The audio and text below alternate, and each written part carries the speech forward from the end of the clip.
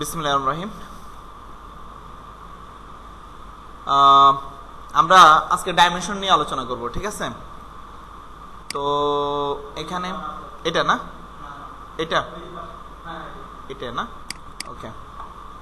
আচ্ছা দেখেন, এখানে মোটামুটি আমরা প্ল্যানের একটা মানে ফিনিশিংই দেখতে পাচ্ছি, তাই না? এখন দেখেন, এখানে কিছু বিষয় আজকে আমরা আলোচনা করব, গুরুত্বপূর্ণ বিষয়, ঠিক আছে?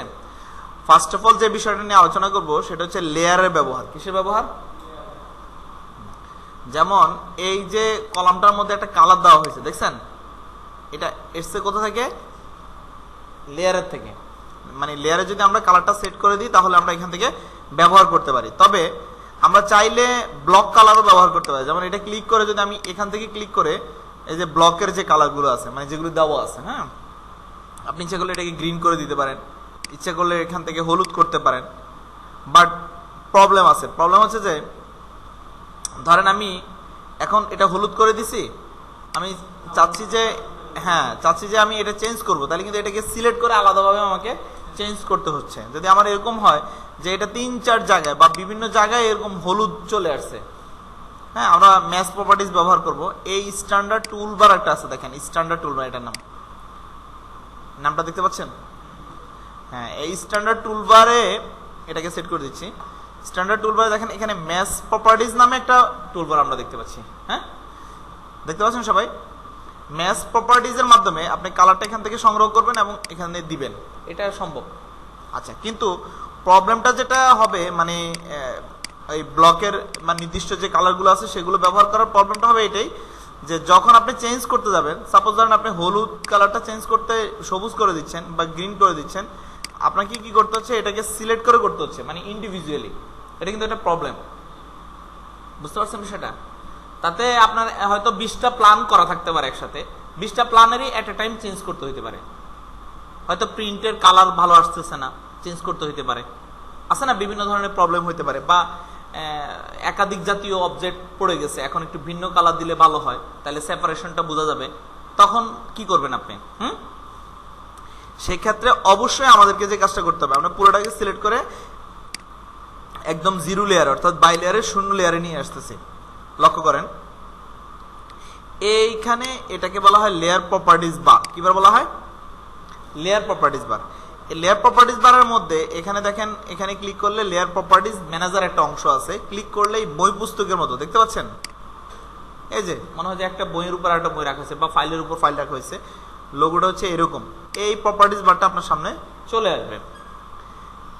এখন এটাকে দুইভাবে আমরা আনতে পারি, আমরা ক্লোজ করে দিচ্ছি। একটা হচ্ছে এখানে সেট করে আপনি ব্যবহার করতে পারেন, আর যদি নাও থাকে তাও কোনো সমস্যা নাই। যেমন এখানে নাই, কোনো সমস্যা নাই। হ্যাঁ, কিভাবে আনবেন? শর্টকাটে হচ্ছে LA স্পেস দিবেন, তাহলে কি হবে? প্রপার্টিজ চলে আসবে। শর্টকাট বুঝা গেছে? প্রপার্টিজটা চলে আসবে। এখন আপনি প্ল্যান অনুযায়ী যে কটা লেয়ার তৈরি করা দরকার এখান থেকে করে নিতে পারবেন। দেখেন এখানে ক্লিক করলে লেয়ার তৈরি হবে, এটা নিউ লেয়ার চলে আসবে, অথবা অল্টার এন, কিবোর্ড থেকে অল্টার এন প্রেস করেন, দেখছেন চলে আসছে? হ্যাঁ, অল্টার এন, এন, ঠিক আছে? এখন যদি আপনি কোন লেয়ারের নাম পরিবর্তন করেন, সাপোজ আমি এটা ক্লিক করলাম, নাম পরিবর্তন করব, এখানে কি রিনেম আসছে? দেখেন তো। হ্যাঁ, এখানে এটা একটু প্রবলেম, এখানে ডাবল ক্লিক করে নিতে হয়। তাহলে ডাবল ক্লিক করেন, বাইরে ক্লিক করেন, আবার ডাবল ক্লিক করেন। একটু ডাবল ক্লিক করলে এখানে সে ঠিক অ্যাকচুয়ালি একটু প্রবলেম করে, একবার বা দুইবার হয়ে যাবে, হয়েছে, মানে একটু ঝামেলা করে আর কি, ঠিক আছে? একবার দুইবারে হয়, কিন্তু অনেক সময় দুইবার ক্লিক করলো হচ্ছে হয় না আর কি, এরকম প্রবলেম হয়। জাস্ট এটা কেটে দেন, কেটে দিয়ে ধরেন আপনি এখানে লিখলেন উইন, কি লিখলেন? মানে উইন্ডোর জন্য কালার করলেন, ঠিক আছে? ওকে, এটা আসেন সেম, এটাকে কেটে দেন, কেটে দিয়ে এটা ধরেন লিখলেন ওয়াল, WALL, ওয়াল, ইন্টার দেন, এটা কি করেন? হ্যাঁ, এটা দেন হচ্ছে কলাম, COL, তারপরে এটা আর কি থাকতে পারে? বারান্দা থাকতে পারে না? VAR, এই কটাই আমরা ব্যবহার করি, বাকিগুলো আপনারা নিজেরা করে নেবেন।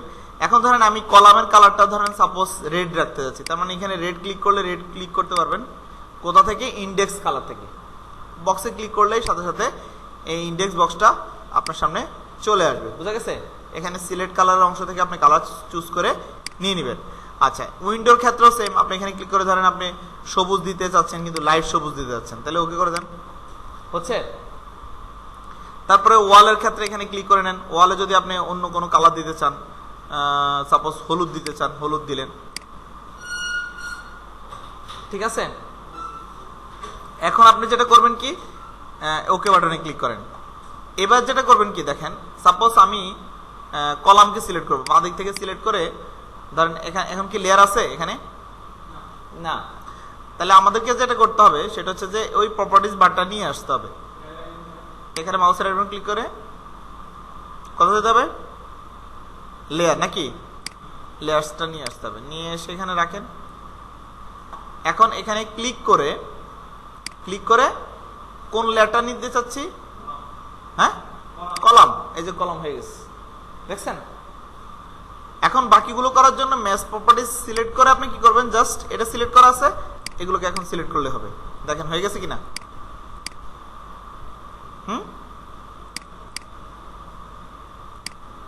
ইজি না? এভাবে আপনি যদি চান যে আমি ওয়ালকেও চেঞ্জ করে দিব। আচ্ছা, এখন সমস্যা এটাও হইতে পারে, ধরেন আপনি এই এখানে সাপোজ ধরেন এটাও এখানে ক্লিক করলেন, ক্লিক করে ধরেন এখানে আপনি ওয়াল দিলেন, ওয়াল চলে আসছে না? আচ্ছা, এরপরে কি ম্যাচ প্রপার্টিজ দিব? হয়নি তো, কেন? কারণ সিলেকশন হয়নি বোধহয়। ম্যাচ প্রপার্টিজ দিয়ে ক্লিক করব, এই হয়েছে কি? বুঝা গেছে? এভাবে আমরা মানে অর্থাৎ পুরো প্ল্যানের যতগুলি অংশ আছে, অংশগুলোকে আলাদা আলাদাভাবে সেপারেশন করার জন্য আমরা লেয়ারকে ব্যবহার করব। মনে থাকবে? এরপরে আমরা যে কাজটা শিখবো সেটা হচ্ছে যে এখানে আমাদের ডোর ব্যবহার করতে হয়। ইতিমধ্যে অনেকে জানেন, এখানে পলিলাইন ব্যবহার করবেন। পলিলাইন নিয়ে জাস্ট এখানে ক্লিক করে 2 ইঞ্চি ফ্রেম করে দিবেন, এক পাশ থেকে এই পাশ পর্যন্ত, এখানেও 2 ইঞ্চি দিবেন, মাঝখান থেকে এটাকে ডিলিট করে দিবেন। মানে কি হয় না? আচ্ছা, না না, পলিলাইন নি, 2 ইঞ্চি দিই, 2 ইঞ্চি ভেঙে গেছে তো। আচ্ছা, এখানে দেন, আবার এদিকে 2 ইঞ্চি আসেন না, কোনো একটা প্রবলেম হয়েছে। এই এটা কি পলিলাইনের কারণে এরকম হচ্ছে? লাইন নিব, ঠিক আছে, লাইন দিয়ে করেন 2 ইঞ্চি, এখান থেকে দেন 2 ইঞ্চি, মাঝখানে ক্লিক করে ডিলিট হয়ে গেছে। তাহলে লাইন ব্যবহার করবেন, ঠিক আছে। পলিলাইন তো এক গুচ্ছ লাইন, মানে লাইনগুলো জয়েন থেকেই যায়। আচ্ছা, ঠিক আছে। তো এখন সার্কেল নিয়ে এদিক খেয়াল রাখতে হবে যে আমাদের দরজাটা আসলে মূলত সেটিং হয় কোন দিকে, এটা একটা বিষয় আছে। দেখবেন প্রত্যেকটা রুমের হোক, টয়লেটের হোক, বারান্দার হোক, দরজা সাধারণত ব্যবহার করা হয় মানে হচ্ছে দরজা যে ওয়াল ম্যাচ করে, কথা বুঝতে পারছেন? মানে ওয়ালের দিকে দরজাটাকে খোলা যাবে এই ধরনের মানে সিলেকশন করে আপনাকে দরজাকে সেট করতে হবে।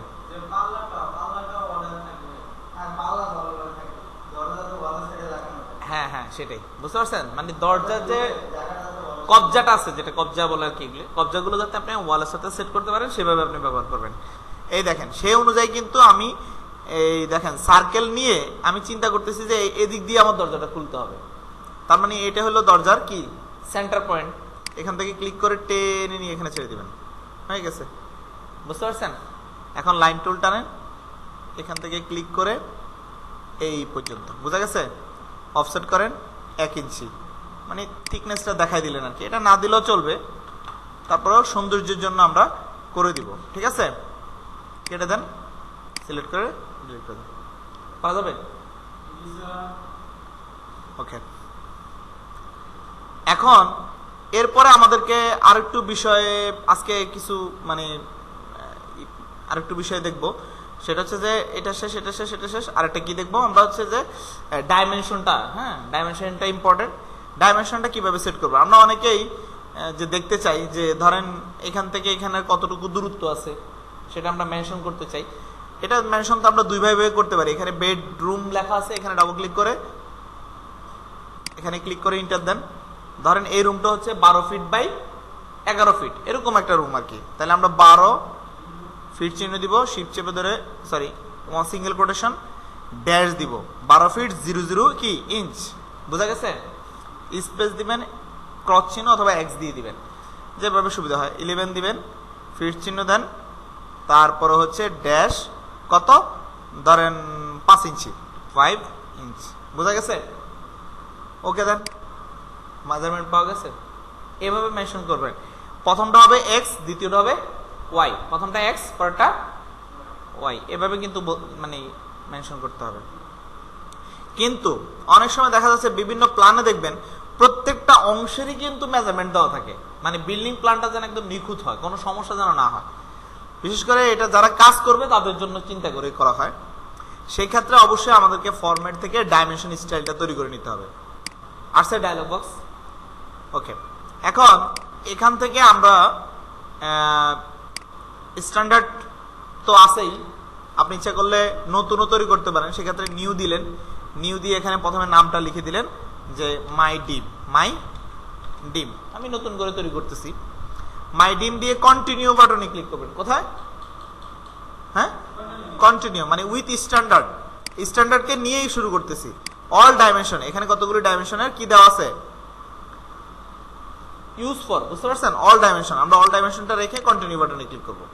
চলে আসলাম।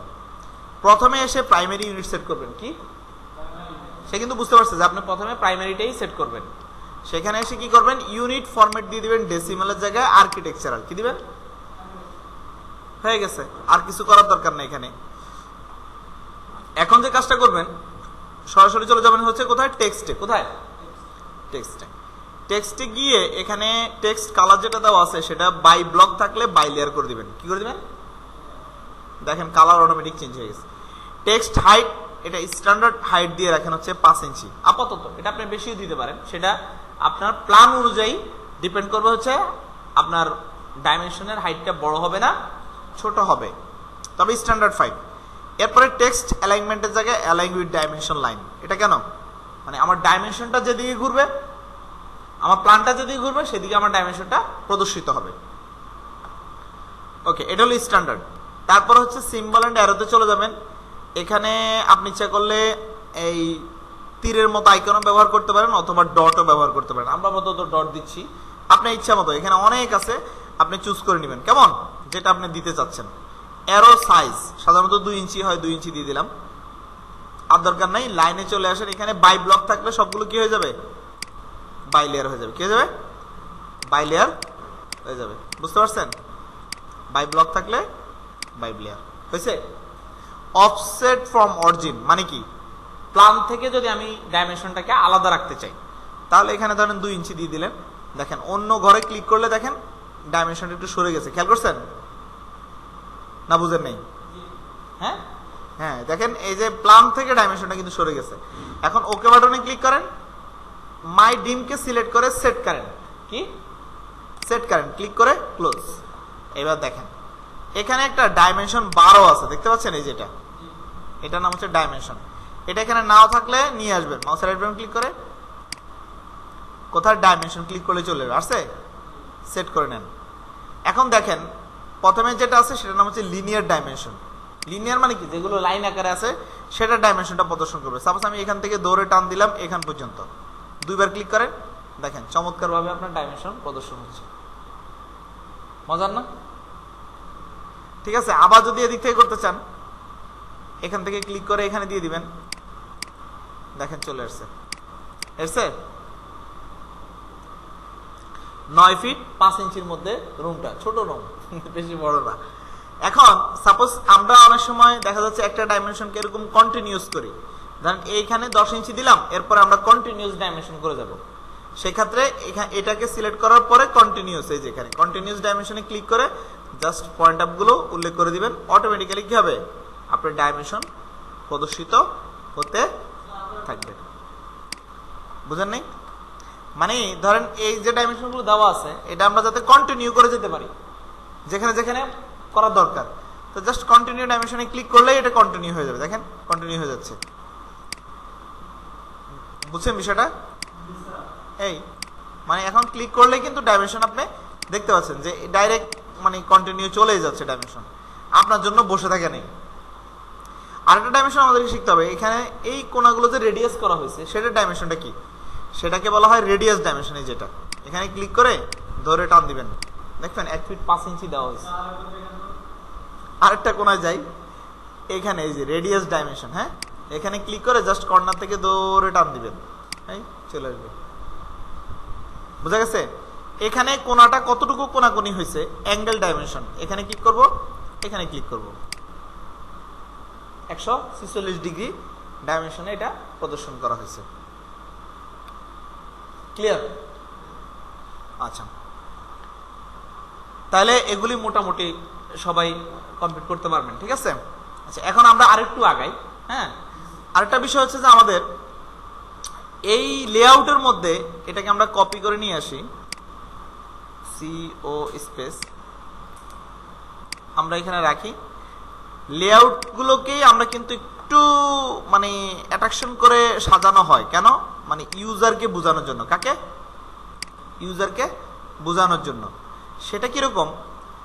এখানে টুলস থেকে প্যালেটসে গিয়ে প্রপার্টিজের মধ্যে গিয়ে প্রপার্টিজ বারে গিয়ে দেখবেন ডিজাইন সেন্টার নামে একটা অপশন আছে। কোথায় দেখেন? এখানে। হ্যাঁ, ডিজাইন সেন্টার পাইছেন? এখানে ক্লিক করেন অথবা Ctrl+2 প্রেস করলে আপনার বাম পাশে এইরকম একটা পর্দার মতো ডায়লগ বক্স চলে আসবে। আছে? আচ্ছা, এখন এটা কেন জানেন? এখান থেকে আমরা কিছু ডিজাইন ব্যবহার করতে পারবো। যেমন ধরেন এখান থেকে আপনি এখানে চলে যান, হচ্ছে ডিজাইন সেন্টারে চলে যান সরাসরি। আগে দেখেন তো ডিজাইন সেন্টারটা কোথায় দেওয়া আছে, পাইছেন? হ্যাঁ, ডিজাইন সেন্টারটা অন করাই আছে। এই যে দেখেন, এটা ডিজাইন সেন্টার ছিল, এটা অন করাই আছে। হ্যাঁ, বুঝতে পারছেন বিষয়টা? মানে প্লাসে থাকলে ভিতরে থাকবে, মাইনাসে থাকলে বের হয়ে আসবে। বুঝতে পারছেন? আচ্ছা, এটাকে মানে কম্বো সিস্টেম করে রাখছে। এখন এখান থেকে দেখেন হোম এন্ড হাউস নামে দুইটা অপশন আছে। আছে? হোম, হাউস, পাইছেন? এখানে গিয়ে ব্লকে ক্লিক করবেন। ব্লকে ক্লিক করার পর এটাকে একটু বড় করে দেন।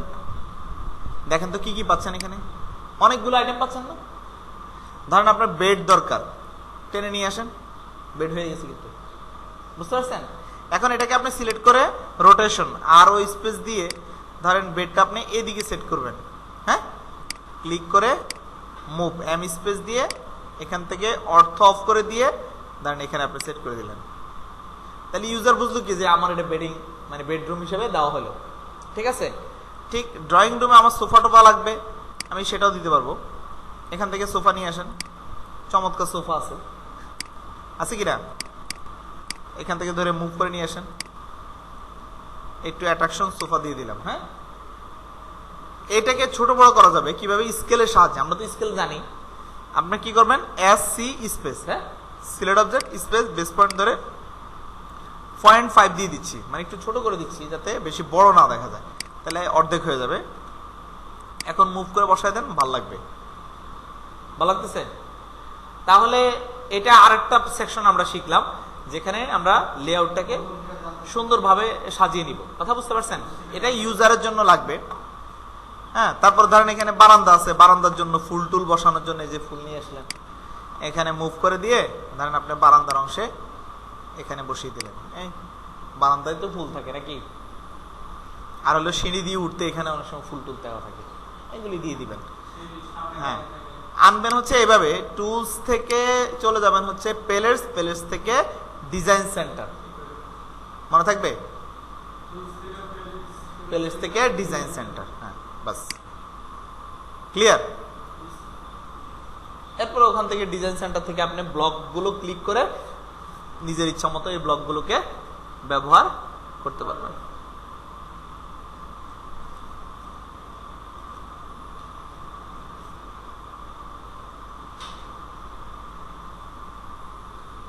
ঠিক আছে?